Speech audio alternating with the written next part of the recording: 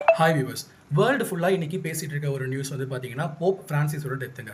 கிறிஸ்தவ மக்களுடைய தலைவரான போப் பிரான்சிஸ் வந்து தன்னுடைய 88வது வயதில ஏப்ரல் 21ஆம் தேதி காலமாயிருக்காருங்க. இது கிறிஸ்தவ மக்களிடையே ரொம்ப வருத்தத்த உண்டாக்கியிருக்கு. இந்த போப் பிரான்சிஸ் வந்து பார்த்தீங்கன்னா, அமெரிக்கா நாட்டிலிருந்து வந்த முதல் போப் அப்படின்ற பெருமைக்குரியவர். மேலும் இவர் சிறு வயதிலேயே நிமோனியா நோய் தொற்றால பாதிக்கப்பட்டிருக்காரு. உயர்ந்த பதவியான போப் பதவியில இருந்து கூட இவர் வந்து ஆடம்பர வாழ்க்கை வாழாம ரொம்ப எளிமையான ஒரு வாழ்க்கையை விரும்பியிருக்காரு.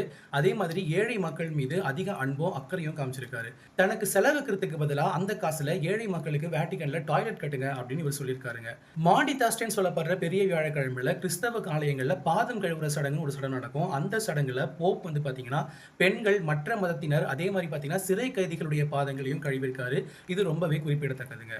இப்படி எல்லாரையும் சமமா மதிச்சு ஏழை மக்கள் மீது அன்பும் அக்கறையும் காட்டின ஒரு நல்ல போப்பை இழந்தது கிறிஸ்தவ மக்களுக்கு மட்டும் இல்லங்க, உலகத்துல இருக்கிற எல்லாருக்குமே ஒரு வருத்தம் அளிக்கக்கூடிய செய்தி தான். நாமும் அவருக்கு